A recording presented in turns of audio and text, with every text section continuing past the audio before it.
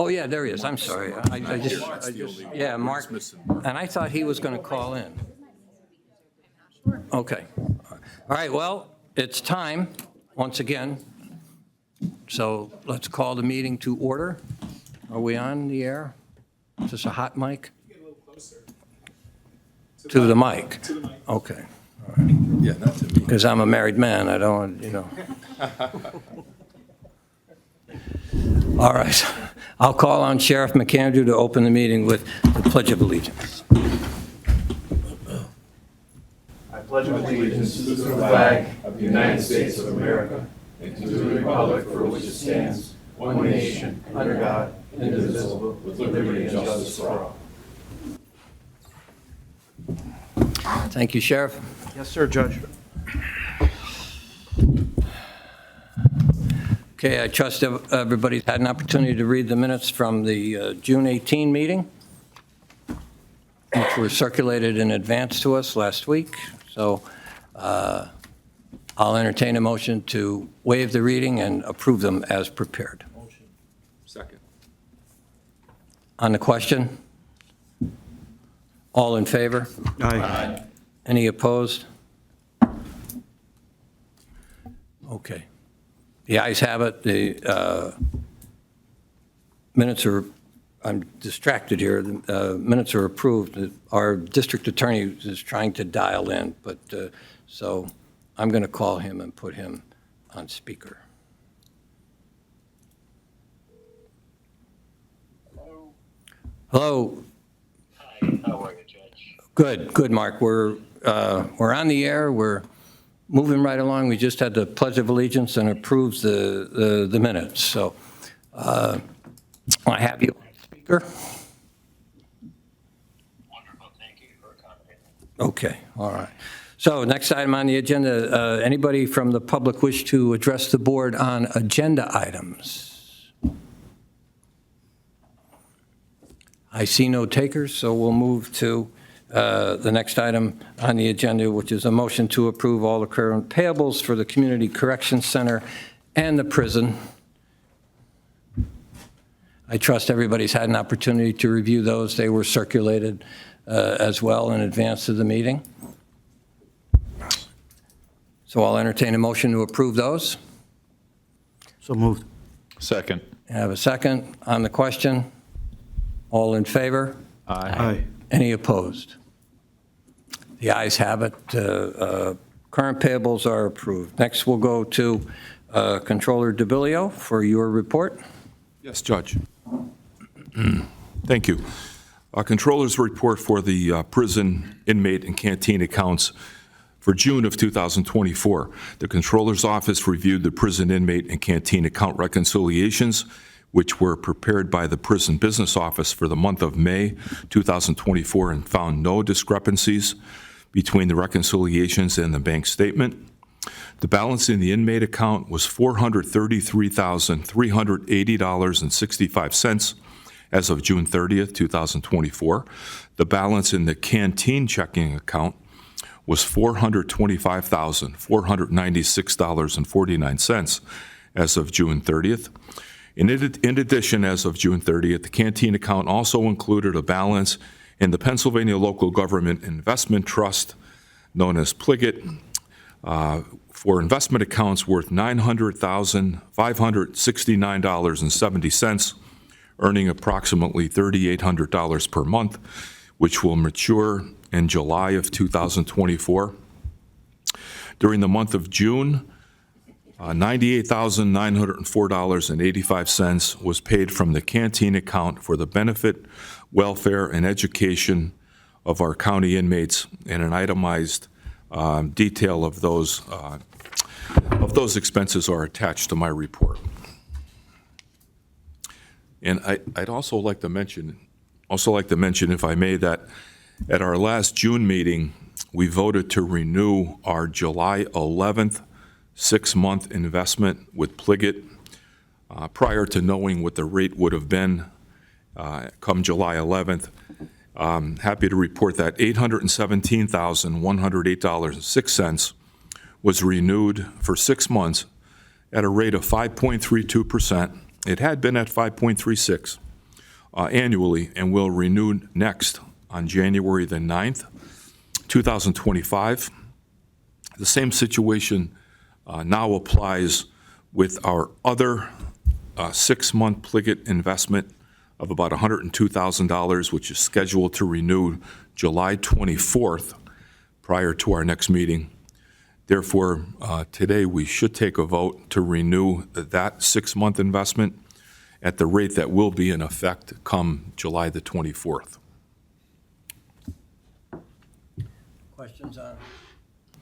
Questions for the controller, anybody? So are you asking for a vote to renew the other account? I think that would be in order, Judge. Okay, all right. And do we have, I understand that the rates change day to day. Do we have anything to suggest what a rate range might be? Last we checked, my deputy, Reggie Mariani, what was the rate most recent? Today's rate is 5.27. 5.27.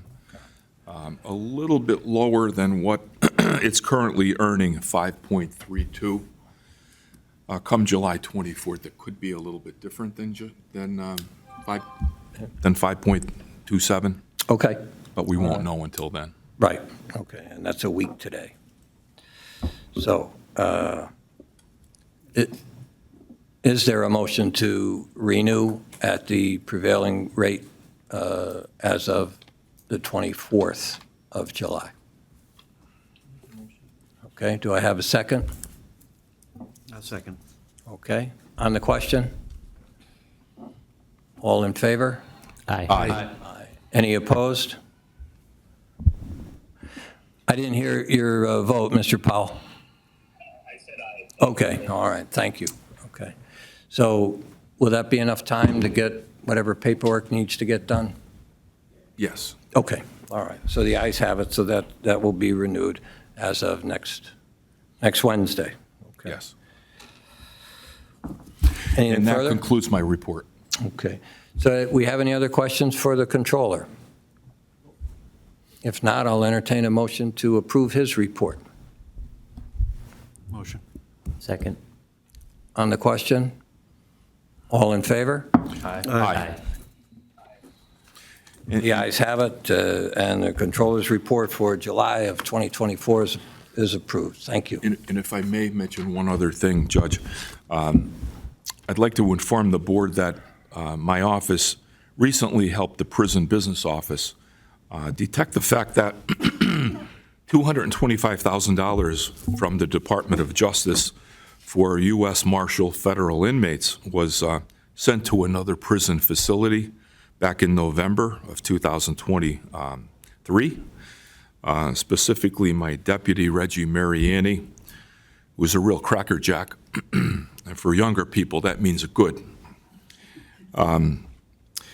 This is outside of our normal auditing activity of prison accounts, and Reggie was able to detect that along with the help of the prison business office, and the Department of Justice has acknowledged that the $225,000 is on its way to us, which helps our prison and our taxpayers.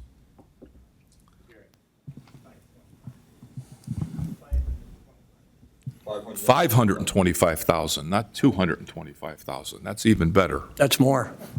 That's more money. $300,000 more. So DOJ says the check's in the mail? It's in the mail. Okay. Yes, we didn't get it yet, but Fast. it's on its way. Are we tracking it? Yes. Okay, all right. Thank you, Reggie, appreciate that. Good job, Reggie. Okay, and thank you, Gary.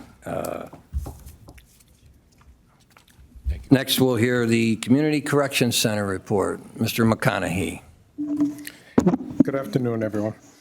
This is the house arrest report for the month of June. Adult house arrest had 178 participants. Juvenile had 21. Program's revenues, house arrest had $54,904.79. Juvenile had $4,450 for a total of $59,354.79.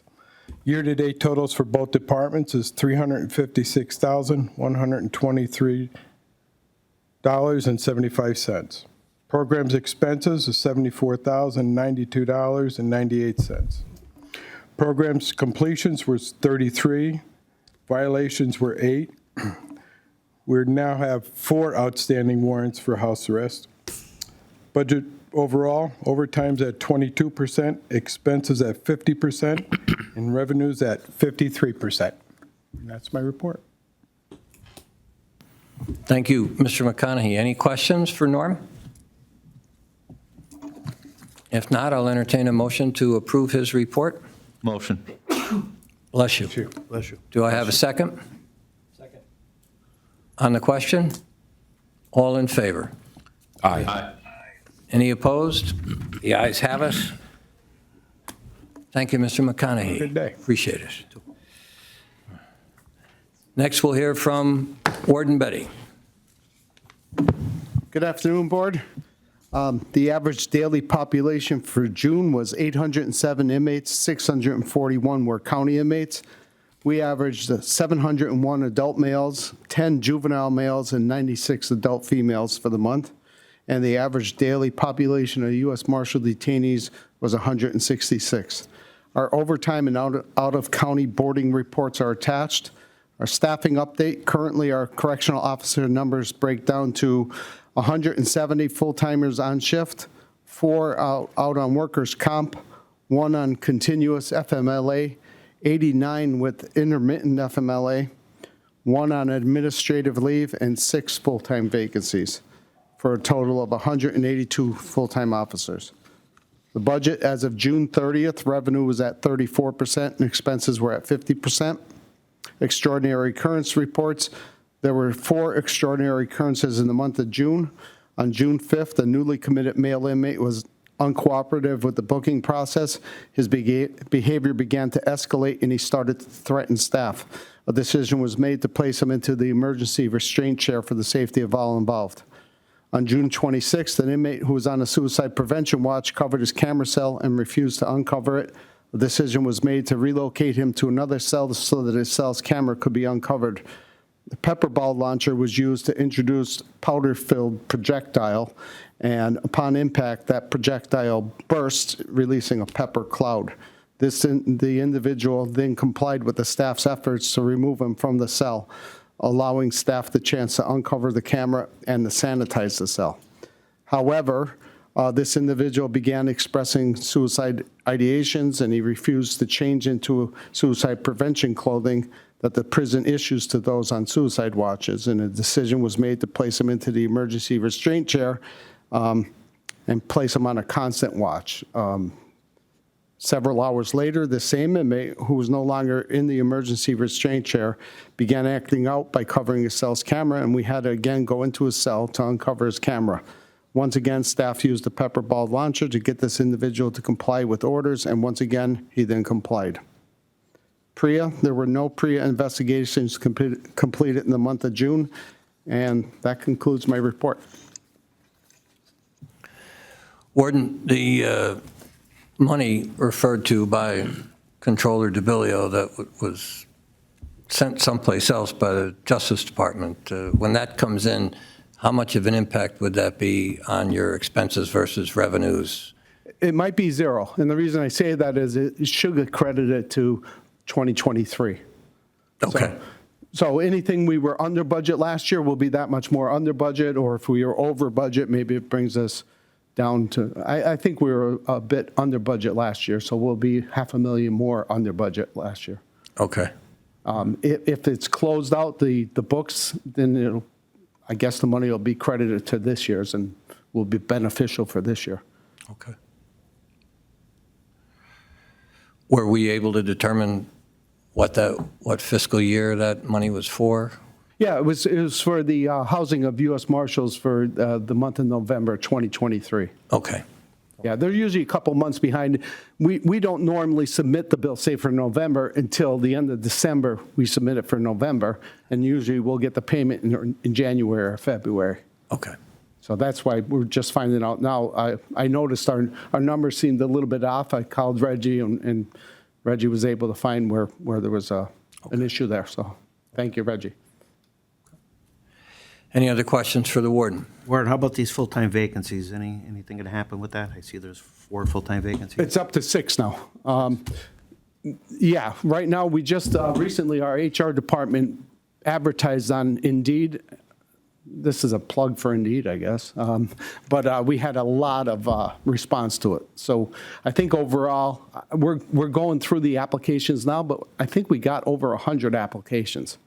I took a good look at them. There's a good quality list of individuals, several of them, a handful or 2 with prior correctional experience, people who are certified in the DOC, maybe even 1 or 2 that are currently working for the Department of Corrections. So I'm very happy what we got, and what we're going to intend on doing is early August is providing tours to individuals and interviewing them, and hopefully we don't have any more vacancies that occur between now and whenever we get the next class going, but the reality is the way it goes, we'll probably have 1 or 2 more vacancies. So I think it's going to be a big help being able to fully staff. Thank you. Yep. Any other questions for the warden? If not, I'll entertain a motion to approve his report. So moved. To have a second? Second. On the question? All in favor? Aye. Any opposed? The ayes have it. The warden's report for the month of July is approved. Thank you, Warden. Stick around. Yep. Please. Okay. Okay. Anybody from the public wish to address the board at this time?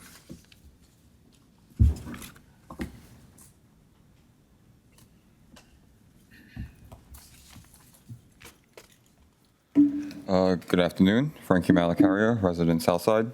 Nice hat. Thank you. Appreciate it. Okay. Love the bow tie today. Thank you. I'm here because a bunch of us volunteers have been working diligently about bringing voting into the prison this year. We spoke with Colleen. I believe she responded to us yesterday, and Sal Ortiz about getting in there. I got 5 volunteer packs that volunteers should be filling out today. Hopefully we can get them in by the end of the week so that they could be processed so that we can get folks in there as soon as possible. I've been working as an admin director for a voter registration campaign locally. So I've been heavily involved with registering folks, know the ins and outs. I've been talking with Ed twice a week downstairs in the elections office. So I think we're very prepared for this. On our end, I think there are still a couple of steps that need to be taken. Logistically, on election day or prior to election day, how the residents inside the prison will be able to cast their votes is still something that is unclear. Whether there will be a drop box, I think is possibly the best way to do it, and then having a constable bring that back. That would be something that you commissioners would have to discuss as part of the elections board, I believe. But figuring out exactly what's going to happen on election day so that the Board of Elections, Beth downstairs, can figure out what has to be done on their end. We foresee there's going to be a lot of errors with the forms, hopefully not so much. That I have a lot of experience with this now. We figured out how they have to register, to what address. So all those logistics have been figured out with the elections board downstairs. But we urge you to try to step on figuring out the logistics of the actual voting for the inmates. Any questions from me, for us? No, I think, over the last couple of years, we've been working, I know, with Bev, and anybody who wants to volunteer on this issue. And so, the board fully supports the voting efforts of anybody out there who's eligible to vote, and working with the prison as well to try and make it as smooth as possible. There are, as you well know, regulations and rules that have to be followed to, if those votes are going to be considered valid and counted, which is what everybody wants to have happen.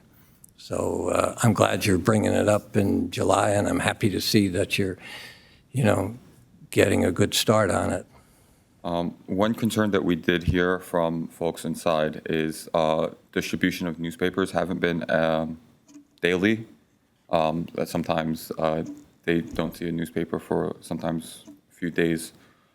So if, maybe the person that does it is out sick that day or whatever, but if, especially as we're gearing up into an election, information about politicians and all that is super important. So if we can ensure that they're getting those daily, I think that would be great. But appreciate how smooth everything's been going, working with y'all. All right. Okay. Just wanted to provide an update. Great. Thank y'all. Thanks, Frank.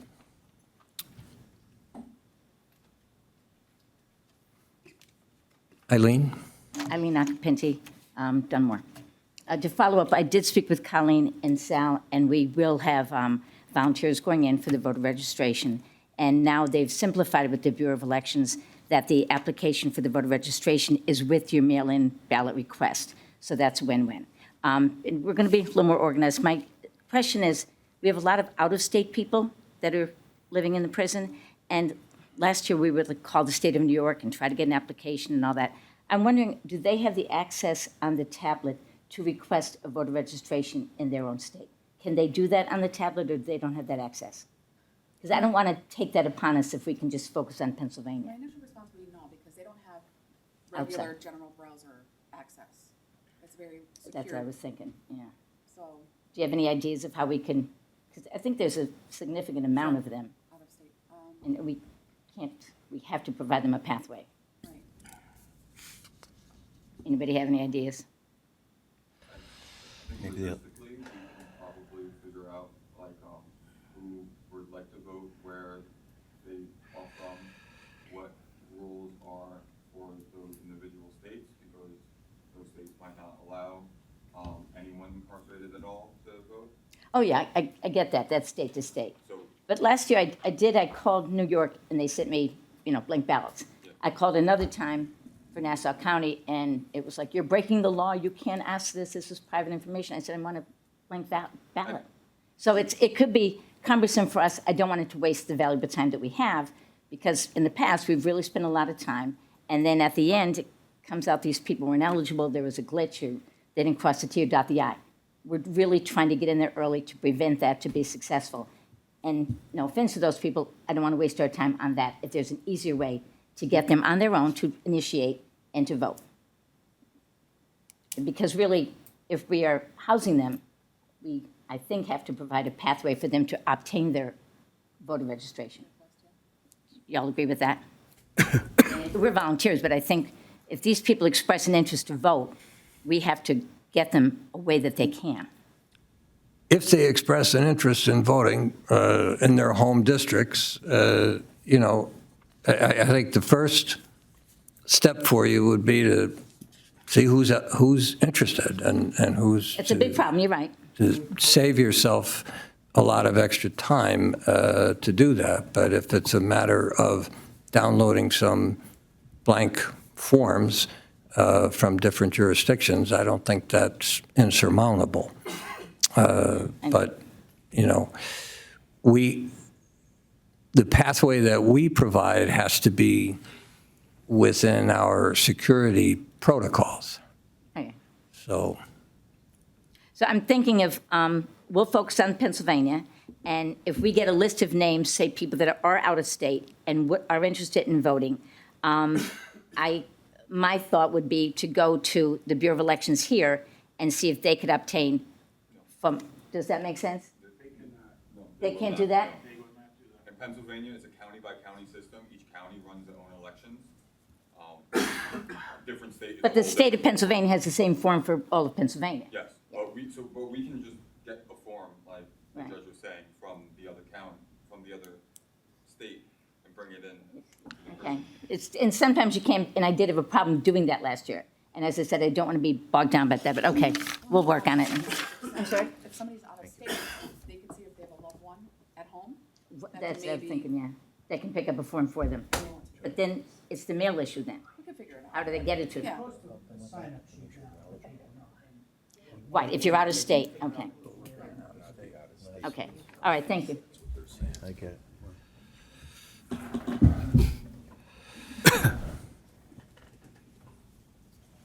How you doing, Board? Kevin Herrick. I do the AA meetings in the prison. Just want to report that, things are going really well. I've just talked to Jason this morning, and we expanded the program. We're actually doing 5 units right now. And I'm not going to lie, we're probably averaging 30 people a meeting, which is really unbelievable. You go to meetings on the street, and there's not 30 people in there. And it's not a captive audience. I have a lot of people that are really participating. We did get Sean Bingham approved to come in, and we're going to start bringing him in on Wednesday nights to do a general population and another unit. So, it's going good. But the one thing that I hear a lot from these guys, and I see a lot, is I know there's reentry programs out there, but it's the step from leaving the prison to get into the reentry program to where people are messing up. And, I see some of these guys, they get out, and by the next week, they're right back at it. It really irks the hell out of me that we can't do something to try to speed that reentry up. Maybe, I don't know. I'm at a loss because I've been trying to think, there's a lot of good people in there. There's a lot of people who made mistakes. There's a lot of bad people in there. Kevin, have you sat with the reentry task force? I think I need to do that. Yeah. I don't know who they are or what. Talk to me after the meeting, and Okay. But I think, on the other end, I couldn't ask for a better team to be working with. These guys, and the guards, Matt Petrie and everybody. It's just unbelievable going in there because it's, I believe it's making a difference. People think. I mean, one thing they're going to remember me. They're going to remember my story. And they're going to remember that, if I got sober, anybody could get sober. And that's really the truth, so I want to thank you for the opportunity to go in there and let these guys know that there is hope, Another person, another resource is Frank Bollock at the Recovery Bank. I was just with him. Yep, Okay. I was just with him. He's a great guy. Yeah. But that's all I got. But again, thank you. Okay, Thanks, thank you. Bev? Bev DeBarros, Scranton. I want to talk about books. So the precious thing that the inmates have in there is time, and we just need to help them have access to good things for their time that they have there. This is the contract from GTL, and for them to get a book, like say from a current author, somebody who's still alive, not Shakespeare, not Marcus Aurelius, but they can, from what I understand, they can order that on the tablet, and it costs them 3 cents a minute to read a book. So I went to our library, Albright Library, and talked to one of the librarians, picked this book off the shelf, and I told him what I was asking. I said, please open it and read any page. I will time you how long it takes to read one page at a reasonable rate. And it was like a minute a page.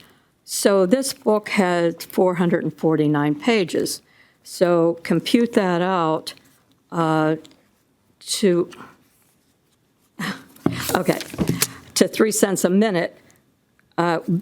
By the way, it took a minute a page. So it came out to $13.47 to read a book like this. If they wanted to read that and ask a friend of theirs to finance for them to read a book on the tablet, I asked somebody who does give money to a friend that's in there.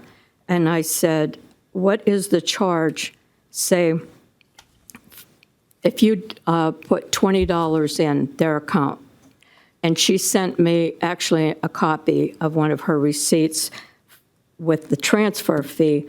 So from that 20 that she would put in, $3.65 is deducted. And then there's still a balance that they can read a book like this. You know that we can pass this book around for free in there, like we did before for several years. I don't know how Luzerne County can conduct the same program that we did without incident. We never had an incident with a volunteer. There was one incident that did not involve a volunteer. It was investigated. We were accused, and I have all the paperwork. I have all the emails back and forth, and I could provide that. But it would be embarrassing to the county to hear that, what happened that time. But I could.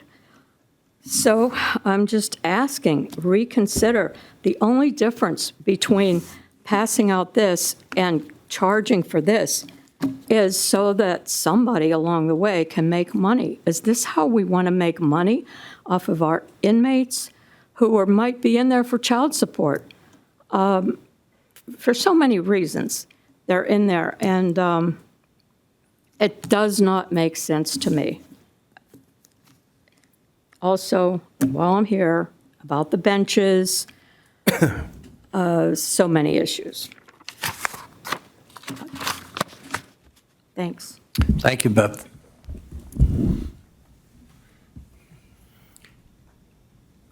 Anybody else from the public wish to address the board at this time? Any business from any of the members? Quick question for the warden. Warden, how do you feel about the book situation and books being passed around? Do you mind?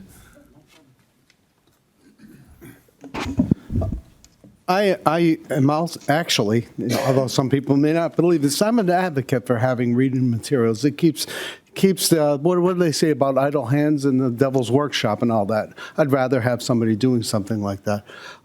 There are two methods to get a book at this point in time. One of them is to order it from a place like Amazon. It could be delivered. And yes, that costs money.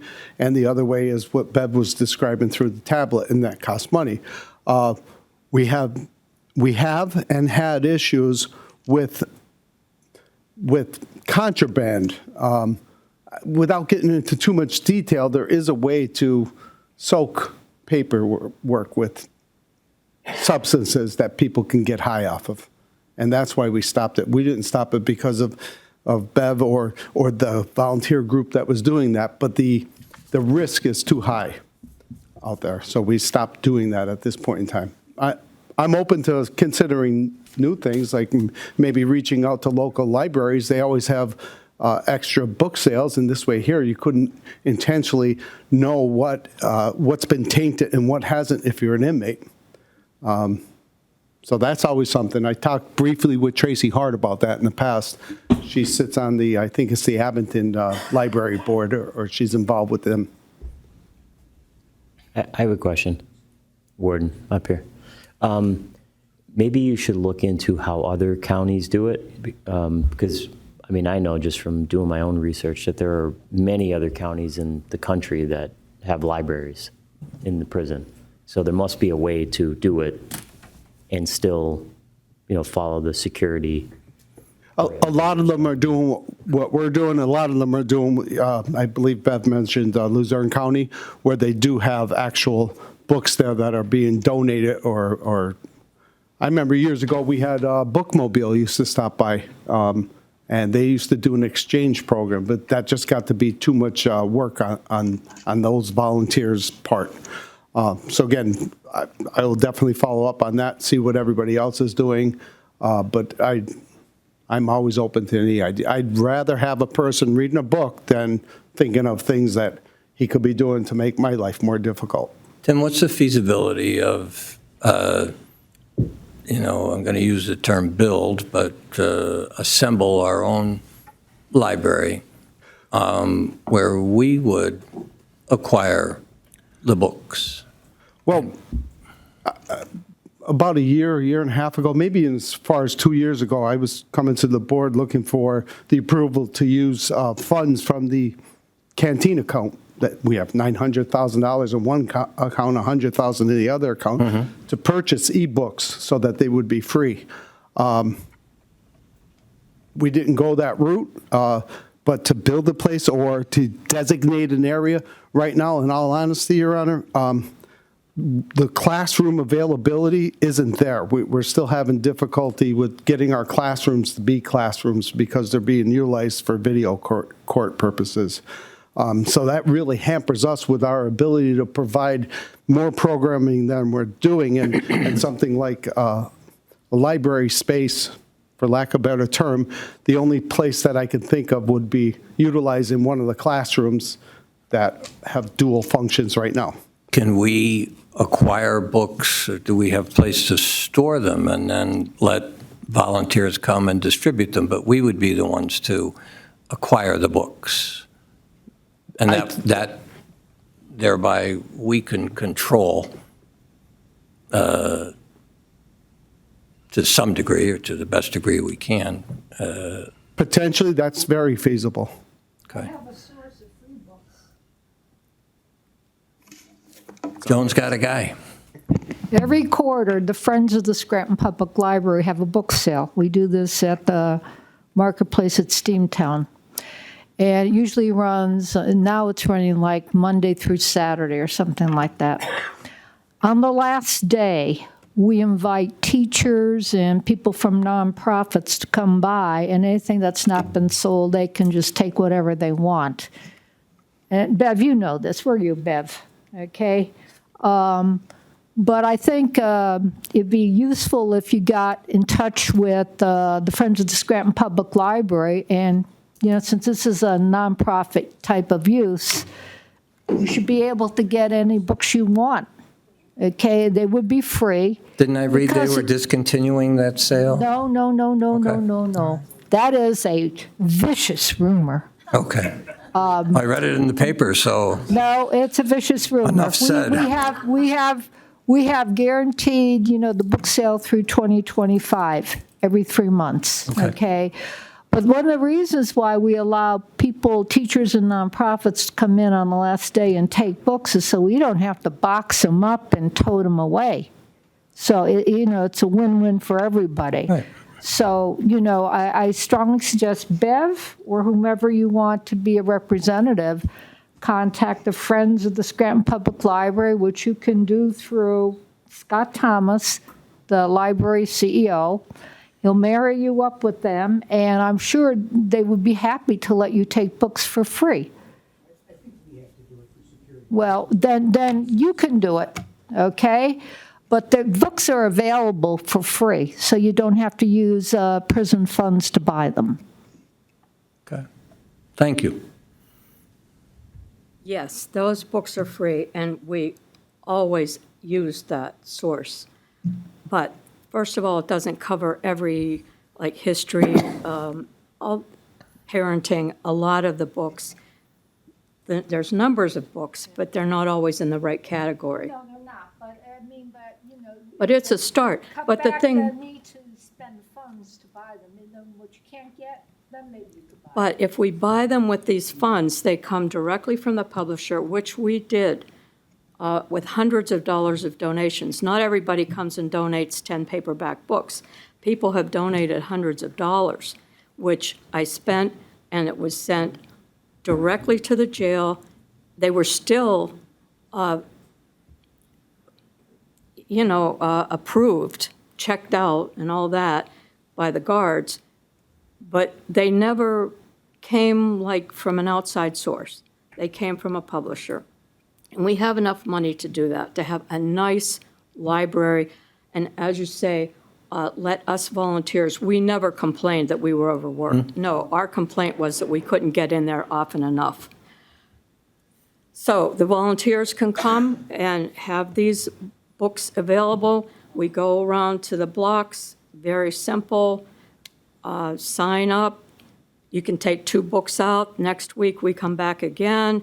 You return those 2, and you can get 2 more. It's just so simple and perfect. Thank you. Okay, thank you.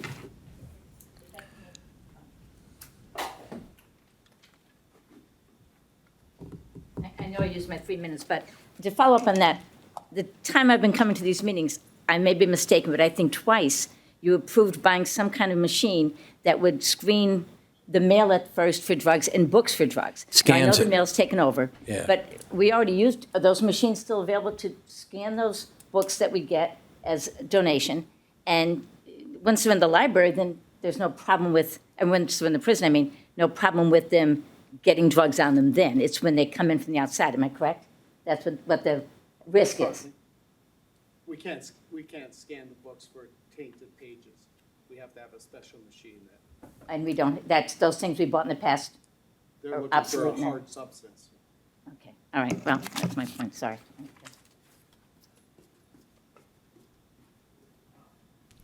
Okay, anybody else? All right. So, any other members have any other business? If not, I'll entertain a motion to adjourn. So moved. On the question, all in favor? Aye. Aye. We are adjourned. We're signing off, Mr. Powell. Thank you.